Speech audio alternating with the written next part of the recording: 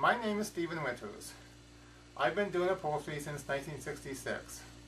Today, I bring you this swivel chair, and we're going to learn how to match plaids on it. Matching plaids takes special techniques and advanced planning. The fabric we will be using is this blue and gold dragonfly plaid.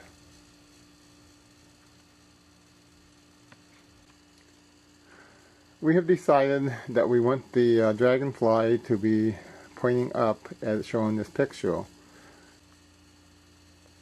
So that requires that we cut the fabric with the top going up the roll. We start out by trying to determine where do we want to start the plaid. With some experimentation from previous jobs, I've determined the front of the cushion is where I usually like to begin my plaid matching. Using a scrap of the fabric, I determined that I'd like to have the dark blue horizontal stripe in the middle of the cushion so that the dragonflies will point up, and this will be centered in the front band. But because this is such a thin cushion, the other cushion, or the final cushion, will be thicker than what this is. So we're going to have to cut this band wider than what it is.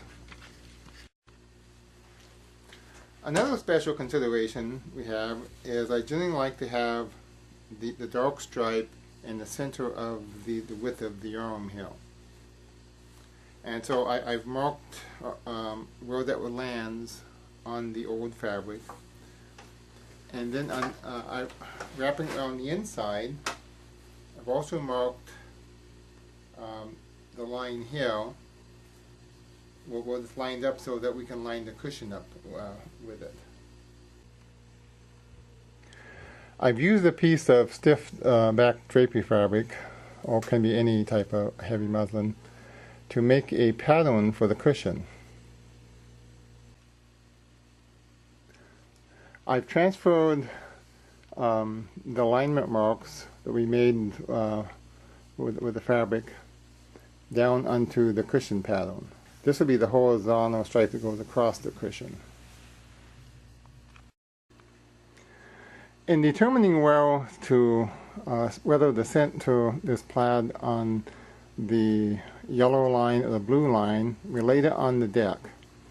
And after some adjustment, we saw that the blue, if we centered the yellow stripe, then this blue will be fairly close. It won't match exactly because of the width of the arms according to the width of the plaid.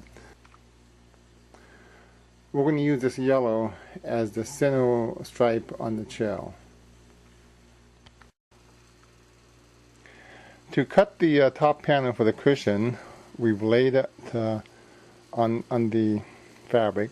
Now we notice that we have cut a little notch on both the front of the cushion and over here on the back of the cushion. Now on the side here, we lined up from the arms we had brought these over, these lines, and we'll line it up with this blue. And we've done the same thing on the other side. I lined up the two alignment marks. And so now we check all the corners, make sure that the corners, they have the same amount of the pattern on both sides, so that this amount from the stripe to the point is the same as it is over here from the stripe to the point. And we do the same thing on the front here. We'll check the corners about how much it sticks into the yellow as compared to what it does on the other side. So we check all of our alignment points. Now for the cording, we've cut it on the diagonal, and to cut in the diagonal we had a choice. We could either use this, which would have severe or dark blue and dark yellow alternating patches, or which I decided to do was to use across the dragonflies, and that would give us a pretty consistent welding. So there would not be as many light and dark alternating patches. Now that we have the cushion sewn and we put it in shell, let's see how well the lines match up. On the inside of the arm, we can see that our alignment marks here line up with these blue stripes. And on the other side, it does as well. Now, to get an overall feel of how well it fits, we can do a top feel and see how well the back corners fit. All in all, it's not too bad. As we cover the shell, we just have to watch that we don't change the padding too much. Now, looking up at how the blue stripe aligns with our marks here, we're not too far off. So it looks like that's going to be okay. Now, to match the stripe on the cushion with the stripe on the arm, I took on the ferrite tip marker, fine tip, and marked here and put an X in there to designate the blue stripe. And then now I also want this to be able to match with this.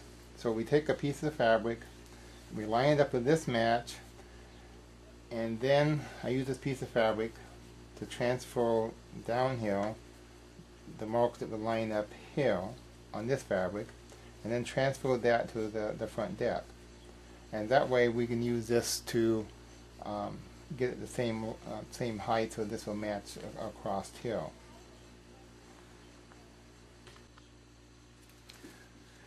Then I did the same thing on this side, transfer the marks here, put the cloth down here, and transfer the marks across here. Now, the next thing we want to do is measure both sides from here to your work area, which would be corresponding to the floor, and make sure that both are the same size, because if not, we're going to have to adjust it a little bit so both marks on both sides are the same.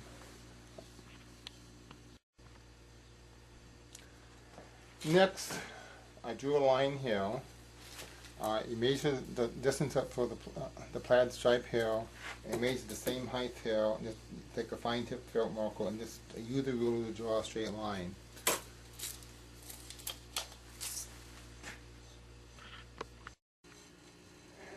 One thing we have to consider in trying to line up our horizontal and vertical plaid stripes is that the plaid is not square. We start off even here, but with each stripe alignment, it gets a little bit further away. And that means that some of the plaids are not going to line up perfectly, horizontally and vertically. Well, that will make a difference is on the arm tops, for one.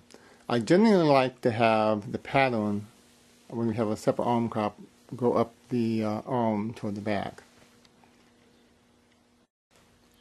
In many scenarios, we have the inside of the arm pattern going up, and then we have the top of the arm going this way, going to the back of the shell.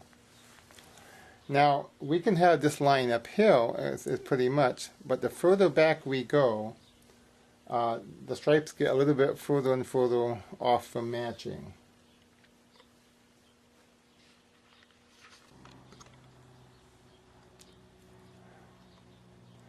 One solution would be to lay the inside arm fabric on the side.